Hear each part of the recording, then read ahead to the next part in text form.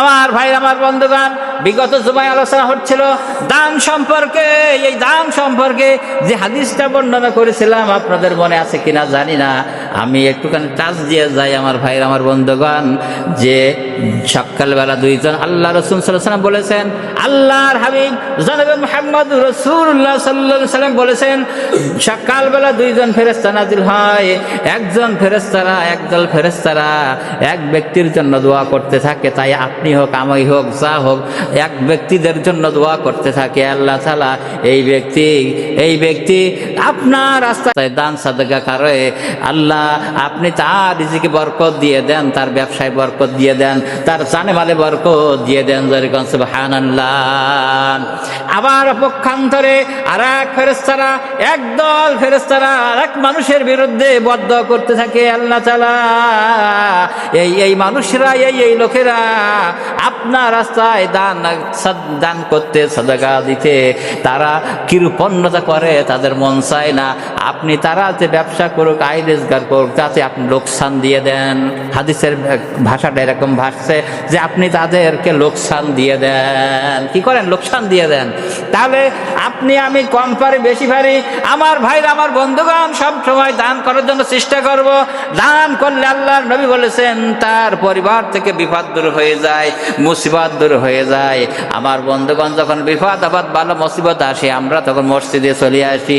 এসে আমার কাছে মনে করেন যে আপনি ইমাম সাহেবের কাছে, খতিব সাহেবের কাছে 1000 টাকা দিয়ে বলে, হুজুর আমার বাড়িতে খুব ভালো মুসিবত বিয়ে বাধা আছে, আপনি আমাদের জন্য একটু দোয়া করে দিয়ে দেন। বলে না সে? অনেকে বলে কি না?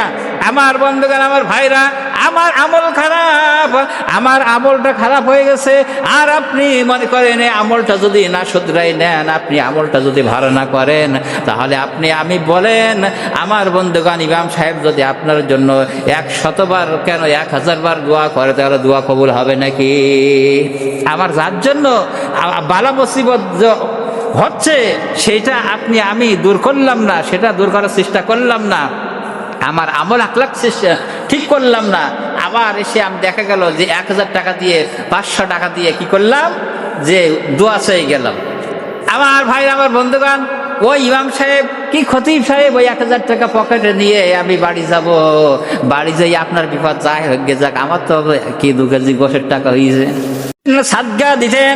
আমার বন্ধুগণ, সেটা গরিব ব্যক্তি হোক, মসজিদে হোক, মাদ্রাসা হোক, যেখানে দিতেন, আল্লাহ রসুল বলেছেন যেটা সত্য কথা, দান করলে, সাদকা করলে আপনার উপর থেকে বিপদ আপদ দুর্বৃত হয়ে যায়।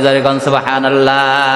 তাহলে এই দান করতে চাই না, লোকে যার দিলে কোনো উপকার নেই, তার পকেটে যাই ঘষকে মানে ঠেসে আমরা দেই, ঠিক কিনা ধরে বলেন?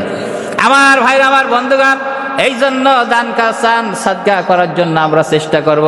হাদিসের ভিতর বলা হয়েছে, আমার বন্ধুগণ, দান সাদকা যারা করে, কিয়ামতের ময়দানে তাদেরকে পাখির মতন এরকম যে ডানা বিছাই থাকে, যেগুলো যে পাখি যদি ডানা বিছাই দিয়া যে ছায়া পড়ে কিনা পড়ে, আপনার দান করবেন, সাদকা দিবেন, এগুলো পাখির ডানার মতন কিয়ামতের ময়দানে যখন মাথার উপরে সুরুজ হইবে, নিচে তামার জমিন হইবে, কাফের বেঈমানদের মাথার মজকগুলো টকবক করে পড়তে থাকবে, জিহ্বা নাভিস্থল পর্যন্ত ঝুলে যাবে, চতুর্দিকে সারা পড়ে যাবে পানি, আর পানি বলে চিৎকার করতে থাকবে, কিন্তু পানি পাইবে না।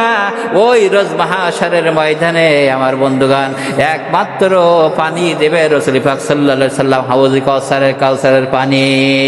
আমার বন্ধুগণ, তাহলে যদি এই কাউসারের পানি আপনি আমি যদি পান করতে চাই, তাহলে রসুলের আদর্শ মানলাম না, রসুলের নিয়ম নীতি মানলাম না, আপনার আমার খেয়াল মতন আমি দল করলাম, পার্টি করলাম, আমার বন্ধুগণ আমার ইচ্ছা মতন আমি জীবন পরিচালনা করলাম, কিয়ামতের ময়দানে যেয়ে আমি রসুলের কাছে পানি চাইব, আপনারা বলেন যে রাসূল পাক সাল্লাল্লাহু আলাইহি সাল্লাম আপনার আমার জন্য সুপারিশ কিংবা পানি দেবে কিনা?